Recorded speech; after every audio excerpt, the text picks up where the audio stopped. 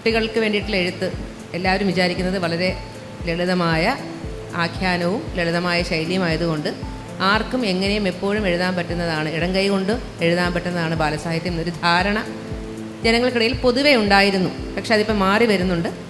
അതിന് കാരണം നമുക്കറിയാം, നമ്മുടെ കുട്ടികളുടെ കയ്യിൽ നമ്മൾക്കുള്ളതിനേക്കാളും വില പിടിച്ച മൊബൈൽ ഫോണുകൾ, ലാപ്ടോപ്പുകൾ തുടങ്ങിയ ആഡംബര വസ്തുക്കൾ എന്ന് ഞാൻ പറയുന്ന അത്തരം കാര്യങ്ങളുണ്ട് അവരുടെ കയ്യിൽ, അല്ലെങ്കിൽ അവർക്ക് ആക്സസിബിളാണ് അത്തരം കാര്യങ്ങൾ.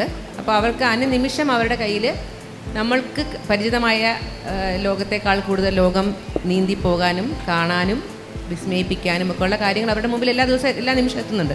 അപ്പോൾ അത്തരം കുട്ടികളെ നമ്മൾ ബാലസാഹിത്യത്തിലേക്ക് പിടിച്ചിരുത്തണമെങ്കിൽ, പുസ്തകം വായിക്കാൻ പിടിച്ചിരുത്തണമെങ്കിൽ ഒരു പരിധിയോളം നമ്മൾ നന്നായി വിയർപ്പൊഴുക്കിയാലേ നടക്കുകയുള്ളൂ. അത് മാത്രമല്ല, കുട്ടികളുടെ അവകാശം എന്ന് പറയുന്നത് രണ്ട് രീതിയിലാണ് ഞാൻ കാണുന്നതിന്. ഒന്ന്, കുട്ടികൾക്ക് മാതൃഭാഷയ്ക്ക് വേണ്ടി ഒരു അവകാശമുണ്ട്. നമുക്ക് സാധാരണ കുട്ടികൾക്ക് വേണ്ടി പറയുന്ന അവകാശം എന്ന് പറഞ്ഞാൽ നല്ല ഭക്ഷണം, നല്ല പാർപ്പിടം, അച്ഛനമ്മമാരുടെ ലാളന, അധ്യാപകരുടെ പ്രോത്സാഹനം, പിന്നെ അവർക്ക് നല്ല വിദ്യാഭ്യാസം, കാസ്റ്റ്, ക്രീഡ് തുടങ്ങിയിട്ടുള്ള യാതൊരു തരത്തിലുള്ള ഡിസ്ക്രിമിനേഷനുകളും ഇല്ലാതെ കുട്ടികളുടെ ഇടപെടലുകൾ തുടങ്ങിയ ഒരുപാട് കാര്യങ്ങളാണ് UN അടക്കമുള്ള പിന്നെ അംഗീകൃതമായിട്ടുള്ള കുറേ അവകാശങ്ങളെ പറ്റി പറയുന്നത്. എന്നെ സംബന്ധിച്ച് ഞാൻ ഏറ്റവും അധികം പ്രാധാന്യം കാണുന്നത് അവർക്ക് ഭാഷ നമ്മൾ നന്നായി കൊടുക്കണം എന്നുള്ളത്. മലയാള ഭാഷ അല്ലെങ്കിൽ അവരുടെ മാതൃഭാഷ ഏതാണോ അത് നന്നായി പഠിക്കാനുള്ളൊരു അവകാശം കുട്ടിക്കുണ്ട്.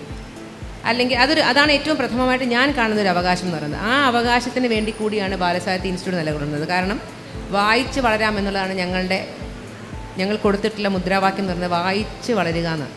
അപ്പോൾ കുട്ടികളെ വായിച്ച് തന്നെ, അതേത് മീഡിയം വഴിയാണെങ്കിലും, അത് പുസ്തകമായിക്കോട്ടെ, നേരത്തെ നമ്മുടെ മോഡറേറ്റർ സൂചിപ്പിച്ച പോലെയുള്ള ഈ മീഡിയ ആയിക്കോട്ടെ, പക്ഷേ ഏത് മീഡിയ വഴിയും വായിപ്പിച്ച് വളർത്തുക തന്നെയാണ് ബാലസാഹിത്യ ഇൻസ്റ്റിറ്റ്യൂട്ടിൻ്റെ പ്രഥമമായ ലക്ഷ്യം.